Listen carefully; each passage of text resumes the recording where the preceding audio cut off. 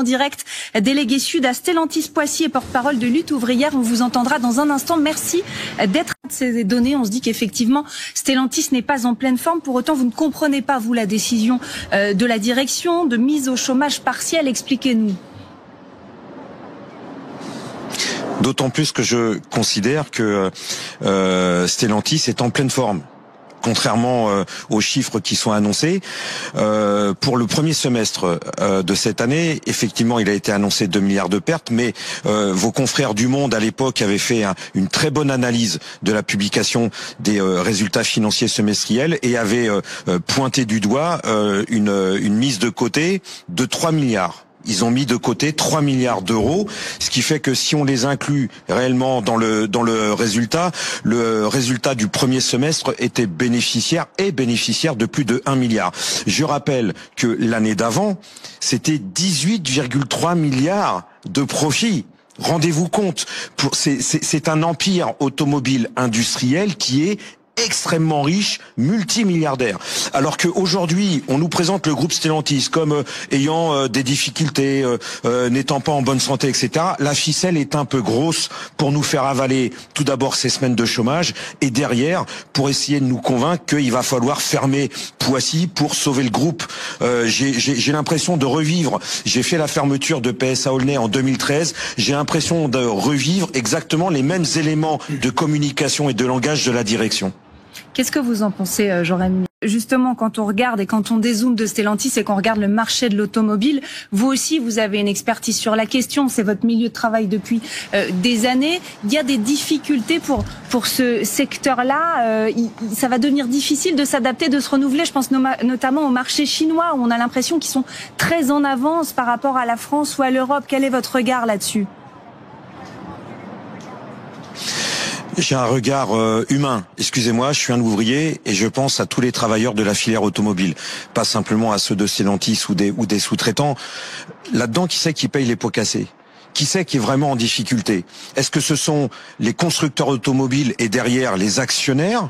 C'est-à-dire, si je parle de Stellantis, la famille Peugeot et la famille Agnelli ? Ou alors, on parle des travailleurs ? Moi, je parle des travailleuses et des travailleurs. Toutes les années de Tavares, c'est nous qui avons payé le prix du sang quasiment pour dégager ces milliards de bénéfices. On nous explique maintenant que cette stratégie, elle était à court terme. Ah ouais ? Et ça change quoi pour nous ? Et aujourd'hui, on nous explique parce que on a payé le prix du sang, il va falloir qu'on continue à payer le prix du sang parce que y a un problème avec les Chinois, la concurrence chinoise, etc. Mais nous, on fait comment pour vivre ?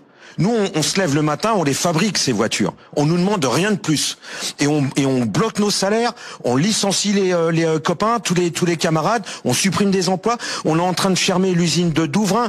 Mais combien d'entreprises sous-traitantes et équipementiers sont en train de fermer sur décision de Renault et de Stellantis ?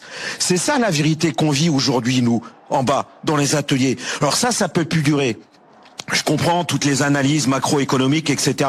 Entre nous, Stellantis, c'est le cheval de Troie pour la voiture chinoise. Le constructeur Leapmotor, vous voyez qui c'est qu'il y a derrière ? Il y a Stellantis, il y a la famille Peugeot. C'est eux qui importent des voitures chinoises sur le marché européen. Alors qu'on nous raconte pas des cracks. Aujourd'hui, on se fait écraser par les constructeurs et je vous garantis que on se laissera pas faire. On va se faire entendre et on va défendre nos intérêts parce que c'est pas possible que, encore une fois, on soit les dindons de la farce là-dedans et qu'on se fasse écraser. Ça, c'est plus possible d'accepter ça. Jean-Pierre Mercier, on entend totalement votre parole et celle que vous portez au nom des salariés, de vos collègues. Aujourd'hui, vous avez le sentiment que votre sort, il dépend de vous, il dépend des grands patrons, il dépend du gouvernement. À qui vous voulez vous adresser ? Notre sort, il dépend sur nos capacités à nous mobiliser et à défendre nos intérêts. Bien sûr que dans le cas de Stellantis, il va falloir les mettre à la table, à la fois les pouvoirs publics, la direction de Stellantis, pour qu'on discute, qu'on négocie, qu'on discute des garanties pour tous les salariés, les 2000 de Stellantis, mais aussi tous les salariés qui sont sous-traitants équipementiers et qui vont se faire engloutir par la fermeture de l'usine de Poissy. Mais c'est un problème général au niveau de toute la filière automobile où aujourd'hui, si nous ne nous mobilisons pas, si nous n'avons pas conscience qu'on a des intérêts à défendre, et ces intérêts, on ne pourra les défendre que réellement en leur foutant la trouille aux constructeurs automobiles. Aujourd'hui, il faut que la peur, elle change de camp. Et pour ça, il va falloir qu'on se retrousse les manches, qu'on s'organise et qu'on défende nos intérêts. Parce que on peut pas.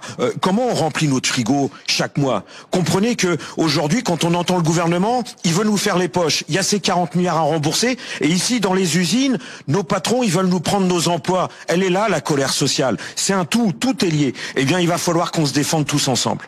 Yael, votre réaction et analyse surtout sur cette... Vous avez entendu ce qui vient de se dire en plateau. J'aimerais votre réaction pour participer à ce débat et notamment sur cet étau dont parlait Jean-Rémy Macchia, dans lequel le secteur automobile est pris aujourd'hui, continuer dans le thermique pour l'instant, mais en inventant aussi l'électrique.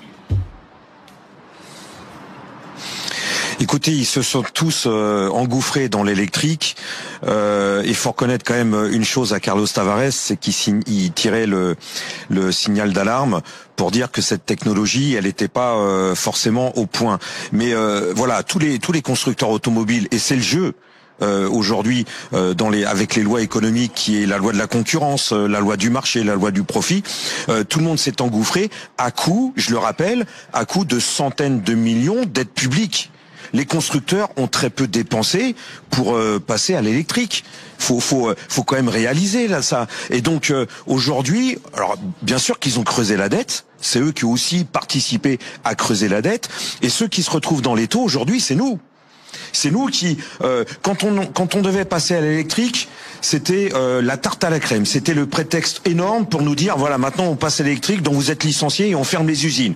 Et maintenant, il y a un espèce de rétropédalage pour dire, bah oui, mais du coup, ça nous a fragilisés, donc il faut fermer les usines et licencier les travailleurs. Mais eux, ils s'enrichissent toujours. Moi, je reviens sur cette donnée qui est fondamentale, c'est qu'aujourd'hui, les constructeurs automobiles n'ont jamais été aussi riches de leur vie.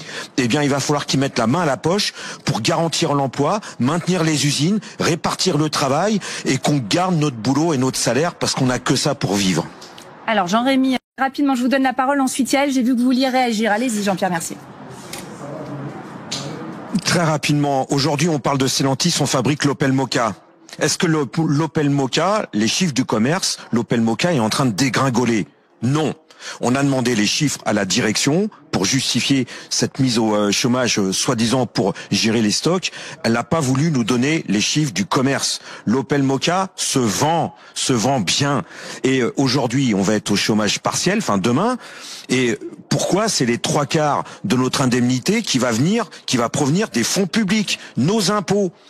Stellantis n'est pas suffisamment riche pour payer lui-même son propre chômage quand il met ses propres salariés au chômage. Pourquoi c'est nous qui devons payer nous-mêmes notre chômage? Eux aussi, ils sont en train de continuer à creuser la dette et le déficit de l'État. Eh bien, il y en a marre. Il y a un moment donné, il faut arrêter de les protéger, il faut arrêter de les embellir. Stellantis, sur ces dernières années, c'est près de 60 milliards de profits. Ils sont passés où, les dividendes?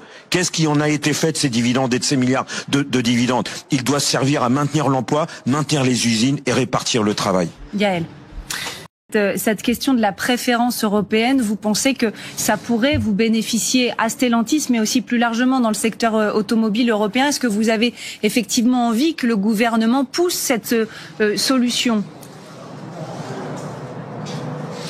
Non, écoutez, vous savez, toute cette politique toute cette propagande, parce qu'on n'en est même pas à faire cette politique qui est un peu l'identique de Trump, c'est-à-dire on protège son marché, on protège le marché européen, mais de qui? Ils sont en train de monter les travailleurs les uns contre les autres, ceux de Chine contre ceux d'Europe contre ceux des États-Unis, et ainsi de suite. Et c'est pour le plus grand profit, le plus grand bonheur des constructeurs européens. Vous savez, l'industrie automobile aujourd'hui, elle est mondiale. La plupart de nos équipementiers aujourd'hui à Poissy sont soit au Maroc, soit en Pologne, sont de toute façon aujourd'hui en dehors de France. Donc on ne peut pas raisonner en termes d'Europe, etc. Nous, et vous allez nous entendre, et que ça soit au niveau du gouvernement ou au niveau de la direction de Stellantis, ils seront obligés de nous écouter. Je vous donne ma parole. Merci Jean-Pierre Mercier, merci Yael, Clémence et Jean.